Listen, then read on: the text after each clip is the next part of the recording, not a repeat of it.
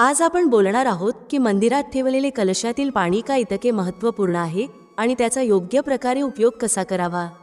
तसेच आपण हेही जाणून घेणार आहोत की मंदिरात कलश कोणत्या धातूचा असावा, पितळ, तांबे किंवा काही वेगळे। अनेक लोक या संदर्भात नकळत चुका करतात आणि नंतर त्यांना पश्चात्ताप करावा लागतो। या व्हिडिओमध्ये आम्ही तुम्हाला सांगू की या चुका कशा टाळाव्यात, कारण त्यामुळे नुकसान होऊ शकते। मंदिरात एक कलश पाणी नेहमी योग्य प्रकारे ठेवले पाहिजे। आता घरच्या दिव्याबद्दल बोलूया। तुम्ही तांबे, लोखंड, पितळ, कांसे, स्टील किंवा मातीचा दिवा ठेवावा का? योग्य दिव्याची निवड न केल्यासही घरात अडचणी निर्माण होऊ शकतात। दिव्याच्या वातीची निवडही महत्त्वाची आहे। कच्चा कलावा योग्य आहे का, की रुई किंवा सुती दोरा योग्य राहील? या छोट्या छोट्या गोष्टींकडे दुर्लक्ष केल्याने पितृदोष, क्षणदोष, कालसर्प दोष किंवा गरिबी यासारख्या समस्या उद्भवू शकतात। मित्रांनो, जर तुम्ही हा व्हिडिओ मध्येच सोडण्याचा विचार करत असाल तर तुम्ही आताच सोडू शकता। पण कृपया लक्षात ठेवा, जर तुम्ही लक्ष्मी मातेला अपमानित करत असाल तर हे तुमच्यासाठी शुभ राहणार नाही।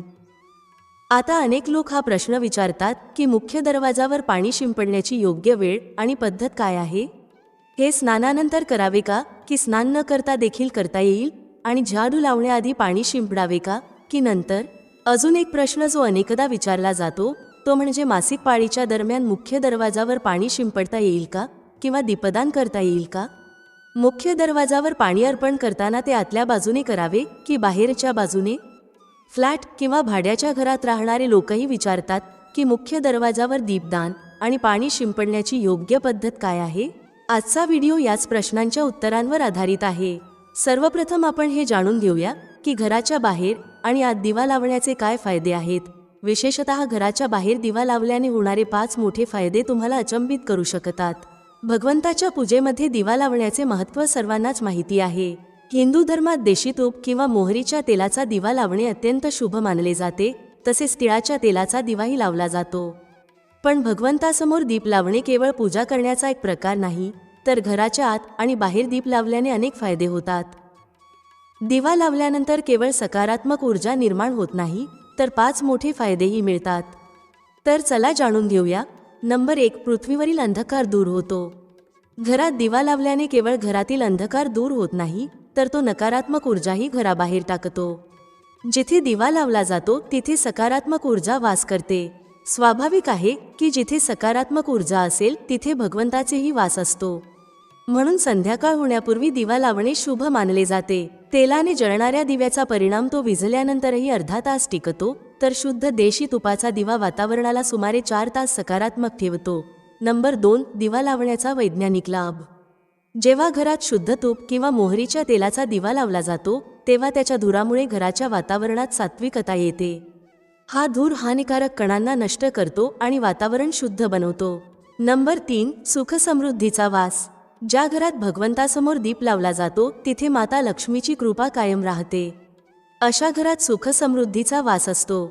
दिवा पूर्व दिशेला ठेवल्यास व्यक्तीचे दीर्घायुष्य वाढते आणि उत्तर दिशेला ठेवल्यास धन संपन्नता वाढते। दिवा केवळ घरातील अंधकार दूर करत नाही, तर आपल्या जीवनालाही प्रकाशाच्या दिशेने घेऊन जातो। नंबर 4, आजार दूर करण्यास मदत। घरात दिवा लावल्याने आजार आसपास फिरकत नाहीत आणि कुटुंबातील सर्व सदस्यांना आरोग्य लाभ मिळतो। विशेषतः जर दिव्यासोबत एक लवंग जाळली गेली तर त्याचा परिणाम दुप्पट होतो। हे त्वचेशी संबंधित आजार दूर करण्यासही मदत करते। नंबर 5, शुभ शक्तींना आकर्षित करणे। सनातन धर्मानुसार ज्या घरात सकाळ संध्याकाळ दीप लावला जातो तिथे कधीही अंधकार राहत नाही। असे घर शुभ शक्तींना आकर्षित करते। जळणारा दिवा शुभ शक्तींना चुंबकासारखा खेचतो, जो घरासाठी अत्यंत लाभदायक असतो। तर मित्रांनो, आता जाणून घेऊया की मुख्य दरवाजावर पाणी शिंपडण्याची योग्य वेळ आणि पद्धत काय आहे। जर तुम्ही मुख्य दरवाजावर पाणी अर्पण करत असाल तर हे लक्षात ठेवा की झोपण्यापूर्वी पाणी एका पात्रात भरून ठेवावे। तुम्ही कोणतेही पात्र वापरू शकता, जसे तांबे, पितळ, स्टील किंवा चांदीचे।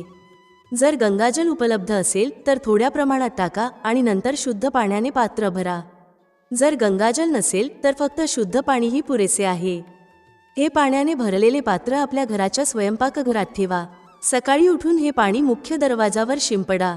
मुख्य दरवाजावर सकाळी सर्वप्रथम शिंपडलेले पाणी घरातील सर्व समस्यांना दूर करते। जर तुम्ही नकारात्मक ऊर्जा, मानसिक त्रास, आर्थिक तंगी किंवा वास्तुदोषाने त्रस्त असाल तर हा उपाय तुमच्या मदतीला येईल. स्वयंपाकघरात ठेवलेले पाणी मुख्य दरवाजावर शिंपडल्यास तुमच्या घरातील अडचणी दूर होऊ शकतात. हा उपाय केवळ वास्तुदोष आणि पितृदोष दूर करत नाही, तर तंत्र मंत्र किंवा वाईट नजरेच्या प्रभावालाही संपवण्यास मदत करतो. हा उपाय नियमित केल्याने घरात सुख समृद्धी राहते आणि आजारांपासूनही मुक्तता मिळते. हे पाणी सूर्योदय होण्यापूर्वी मुख्य दरवाजावर शिंपडले पाहिजे.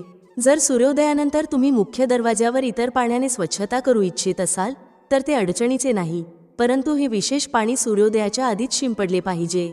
आता अनेक लोक विचारतात की हे पाणी शिंपडण्यापूर्वी स्नान करणे आवश्यक आहे का, की न स्नान करताही हे करता येईल? पहा, आपण जे पाणी सकाळी मुख्य दरवाजावर शिंपडतो ते एक महत्त्वपूर्ण उपाय आहे. ते स्नान केल्यानंतर करणे आवश्यक नाही. सकाळी लवकर उठून सर्वप्रथम स्वयंपाकघरात जा आणि आधीच ठेवलेले पाणी घेऊन मुख्य दरवाजावर जा. मुख्य दरवाजा उघडा आणि हे पाणी शिंपडा. पाणी शिंपडताना आपल्या पितरांचे आणि माता लक्ष्मीचे स्मरण नक्कीच करा.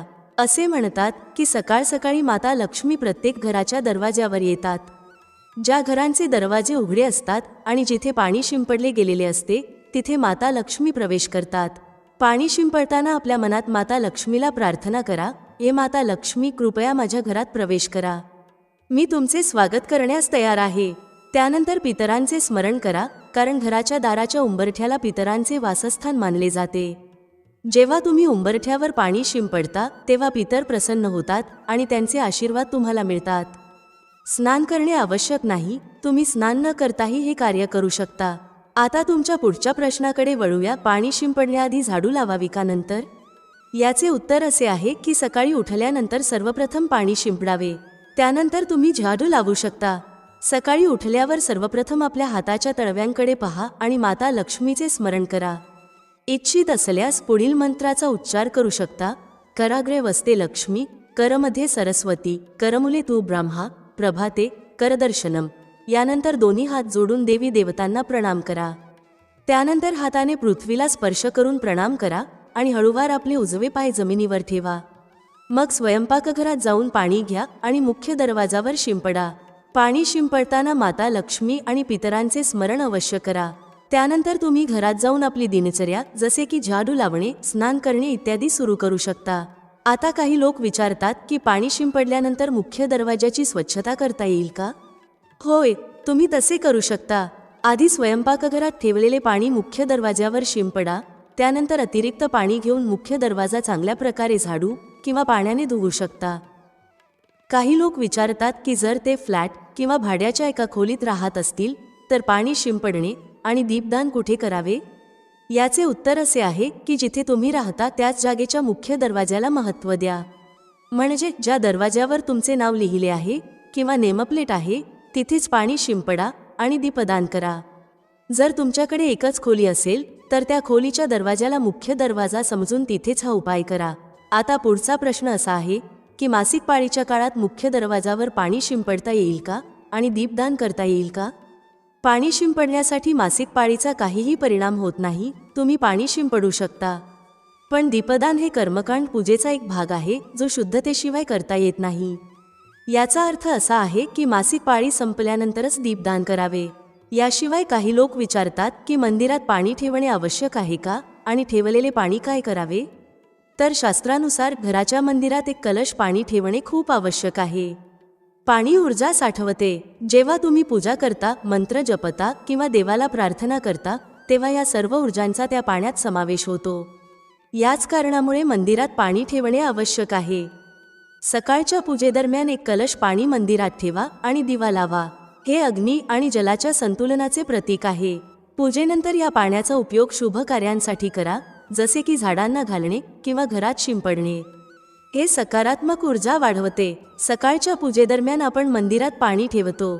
दुसऱ्या दिवशी सकाळी जेव्हा तुम्ही पूजा करायला जाता तेव्हा सर्वप्रथम त्या पाण्याचा उपयोग करा. तुम्ही संपूर्ण घरात त्या पाण्याचा शिंपडाव करू शकता. हे पाणी तुमच्या घराला शुद्ध करते कारण ते सकारात्मक ऊर्जेने भरलेले असते. त्यामुळे अनेक रोग दूर होतात आणि घरात नकारात्मक ऊर्जेचा प्रवेश होत नाही. जर तुम्ही नियमितपणे या पाण्याचा शिंपडाव करत असाल तर तुमच्या घरातील समस्या हळूहळू संपतात. काही वेळा लोक तक्रार करतात की औषधं प्रभावी ठरत नाहीत. अशा परिस्थितीत जर औषधांसोबतच रुग्णाला या पाण्याला पिण्यास दिले तर औषधं लवकर परिणाम करू लागतात. याच्याप्रमाणे जर कुटुंबात सतत वाद आणि भांडणं होत असतील तर कुटुंबातील सर्व सदस्य हे पाणी थोडं थोडं पिऊ शकतात. त्यामुळे हळूहळू सकारात्मक विचारांचा प्रवाह सुरू होतो आणि घरात शांती आणि सामंजस्य निर्माण होते.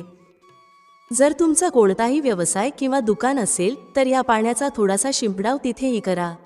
हे तुमच्या व्यवसायाला यशस्वी बनवते आणि कोणत्याही अडचणींपासून वाचवते, कारण हे पाणी अत्यंत सकारात्मक ऊर्जेने भरलेले असते. आता समजून घेऊया की मंदिरात पाणी का ठेवले जाते. पाणी हे अमृत मानले जाते आणि ते देवी देवतांसाठी विशेष महत्त्वाचे असते.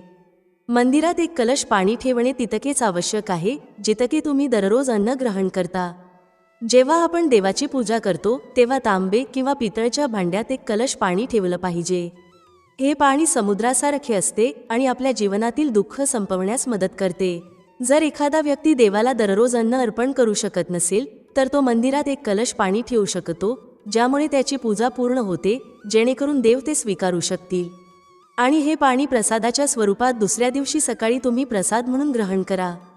पण लक्षात ठेवा, मंदिरात ठेवलेले पाणी कधीही तुळशीला अर्पण करू नये, कारण हे पाणी सर्व देवी देवतांनी स्वीकारलेले असते. होय, जर तुमच्या घरी बाळकृष्ण किंवा राधाकृष्ण असतील आणि तुम्ही त्यांच्यासाठी एक कलश पाणी अर्पण करत असाल तर तुम्ही दुसऱ्या दिवशी म्हणजे सकाळी ते पाणी तुळशीला अर्पण करू शकता. मंदिरात ठेवलेले पाणी दुसऱ्या दिवशी म्हणजे सकाळी आपले डोळे धुण्यासाठी वापरावे. त्यामुळे डोळ्यांची दृष्टी सुधारते आणि डोळ्यांचे आजार दूर होतात. शास्त्रानुसार जे लोक मंदिरात एक कलश पाणी भरून ठेवत नाहीत त्यांच्या घरात अकाळ पडतो, घराची परिस्थिती बिघडते, कुटुंबात संकट येतात आणि गरिबीला सामोरे जावे लागते. तुम्ही इच्छित असल्यास एका कलश पाण्यात फुलं वगैरे घालून ठेवू शकता, जे खूप शुभ मानले जाते. मंदिरात ठेवलेल्या पाण्याचा आणखी एक उपयोग म्हणजे ते घराच्या स्वयंपाकघरात स्वयंपाकासाठी किंवा पिण्यासाठी वापरले जाऊ शकते. पण हे पाणी तेव्हाच वापरावे जेव्हा तुमच्या घरी सात्विक अन्न शिजवले जात असेल. जर लसूण किंवा कांद्याचा वापर होत असेल तर या पाण्याचा वापर स्वयंपाकासाठी करू नये. हे पाणी कुटुंबातील सर्व सदस्य थोड्या प्रमाणात पिऊ शकतात आणि उरलेले पाणी तुम्ही घरातील झाडांना घालू शकता. हे पाणी व्यर्थ जात नाही, याचे अनेक उपयोग आहेत. जर आपण योग्य प्रकारे याचा उपयोग केला तर हे आपल्या जीवनातील अडचणी सोडवू शकते. मंत्रांनी अभिमंत्रित केलेले पाणी खूप शक्तिशाली असते आणि आपल्या घराच्या मंदिरात ठेवलेल्या पाण्यात देवतांचे आशीर्वाद असते, कारण ते नेहमी देवतांच्या जवळ असते. या पाण्यात सर्व सकारात्मक शक्ती समाविष्ट असतात आणि जर आपण त्याचा योग्य वापर केला तर हे आपल्या जीवनात सकारात्मक बदल घडवू शकते. याचा अर्थ असा की जर तुम्ही हे पाणी पिण्यासाठी, स्वयंपाकासाठी आणि घरात शिंपडण्यासाठी वापरत असाल तर त्यामुळे आपल्या समस्या दूर होतात. आणि जर कोणतेही कार्य नियमितपणे केले गेले तर त्याचा नक्कीच फायदा होतो.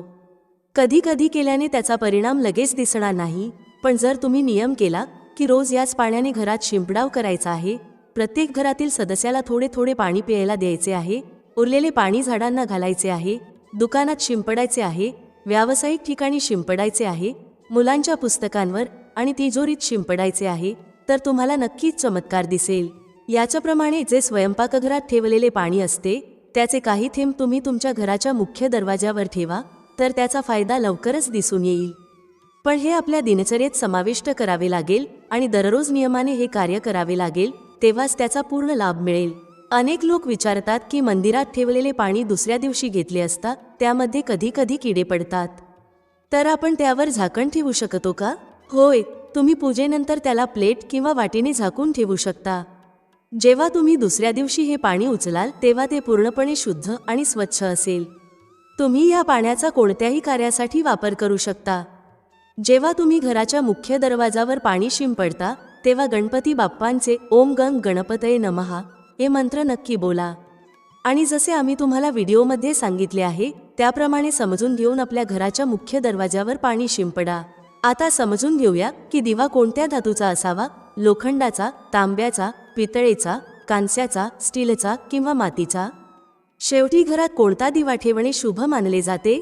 जर चुकूनही घरात चुकीच्या धातूचा दिवा ठेवला गेला तर संपूर्ण घर अस्थिर होईल, कंगाल होईल आणि नाश होईल. पहा, स्टीलच्या दिव्यामध्ये पूजा केल्याने शनिदेव अप्रसन्न होतात. लोखंडाच्या दिव्यात पूजा करू नये, कारण यामुळे घरात गरिबी येते. बाजारात आकर्षित करण्यासाठी काचेचे दिवेही आले आहेत, पण चुकूनही घरात काचेचा दिवा आणू नका, नाहीतर राहू केतू तुमच्या घरात येऊ शकतात आणि घर उद्ध्वस्त होऊ शकते. काचेचा दिवा शनी आणि राहूला अप्रसन्न करतो. तांबे, पितळ आणि मातीचा दिवा धनाची देवी लक्ष्मीला आकर्षित करतो. घरात कोणताही अन्य प्रकारचा दिवा ठेवणे योग्य मानले जात नाही. पितळ आणि मातीचे दिवे शुभ आणि मंगलकारी मानले जातात, कारण हे शनी, राहू आणि केतूला प्रसन्न ठेवतात, तसेच मंगळ ग्रहाचा प्रभावही कमी करतात. कच्च्या कलावा आणि रुईने जळणारा दिवा सर्वोत्तम असतो. जे लोक सुती दोऱ्याने हातावर बांधण्याची वात तयार करतात, त्यांच्या घरात समस्या आणि गरिबी येऊ शकतात. रुई आणि कच्च्या कलाव्याचा दिवा शुभ मानला जातो. आता समजून घेऊया की मंदिरात घंटी का वाजवली जाते. शंकराच्या मंदिरात घंटी वाजवण्याचा उद्देश काय आहे? टाळ्या का वाजवल्या जातात? शास्त्रानुसार जेव्हा तुम्ही मंदिरात किंवा घरात घंटी वाजवता, तेव्हा शिव महापुराण, लिंग पुराण आणि विष्णू पुराणमध्ये सांगितले आहे की घंटीचा नाद होताच जितकी तीर्थयात्रा होत आहे, जितक्या साधना केल्या जात आहेत, जितके जप आणि तप केले जात आहे आणि जितकी दाने दिली जात आहेत, त्या सर्व पुण्यांचे फळ त्या क्षणी तुमच्या खात्यात जमा होते. आता मंदिरात टाळ्या वाजवण्याचे महत्त्वही समजून घ्या. जेव्हा लोक भजन करत असतात, साधनेत असतात, अभिषेक करत असतात किंवा पूजेत मग्न असतात, तेव्हा 3 वेळा टाळ्या वाजवल्याने त्यांचे संपूर्ण पुण्य आपल्या खात्यात जमा होते, ज्यामुळे आपले भाग्य उजळते. एक महत्त्वाची गोष्ट म्हणजे घरात गरुड घंटीचा नाद करणे अत्यंत शुभ मानले जाते. पण मुलांना खेळ म्हणून घंटी देऊ नये, कारण घंटीचा नाद करताना सर्वांचे पुण्य आपल्या खात्यात जमा होते. त्यामुळे घंटीचा नाद केवळ पूजा आणि भजनाच्या वेळीच करावा, याला खेळ किंवा खेळण्यासारखे न मानावे. मंदिरात घंटी वाजवण्याची पद्धतही महत्त्वाची आहे. ती नेहमी प्रेम आणि श्रद्धेने वाजवली पाहिजे, जोरजोरात नाही. अनेक वेळा लोक मंदिराचे पट बंद झाल्यावरही घंटी वाजवतात, ज्यामुळे पाप लागते. जर भगवान मंदिरात विश्रांती घेत असतील तर त्यावेळी घंटी वाजवणे अत्यंत पाप मानले जाते. मंदिर बंद झाल्यावर घंटीला दोरीने बांधले जाते, जेणेकरून ती वाजणार नाही. घंटी वाजवण्याचा सर्वात शुभ वेळ सकाळी 4 वाजल्यापासून 11 वाजेपर्यंत असतो, कारण हा काळ अत्यंत मंगलकारी असतो. याशिवाय संध्याकाळी 6 वाजल्यापासून रात्री 11 वाजेपर्यंत देखील घंटी वाजवली जाऊ शकते. रात्री 12 वाजल्यानंतर मंदिराचे पट बंद केले जातात आणि देवी देवता विश्रांती घेतात. त्यावेळी घंटी वाजवणे पुण्याऐवजी पापाचे कारण बनू शकते. मित्रांनो, आजची माहिती तुम्हाला कशी वाटली? कृपया कमेंट करून आम्हाला कळवा. जर तुम्ही माता लक्ष्मीचा सन्मान करत असाल तर एक लाईक नक्की करा आणि आमच्या चॅनेलला सबस्क्राईब करून कमेंटमध्ये जय माता लक्ष्मी नक्की लिहा. व्हिडिओ पाहिल्याबद्दल धन्यवाद. भेटूया पुढील व्हिडिओमध्ये एका नवीन चर्चेसह. तुम्हा सर्वांचे मनःपूर्वक आभार. श्री स्वामी समर्थ. जय श्री राम, जय श्री हनुमान, जय श्री कृष्ण, जय माता लक्ष्मी.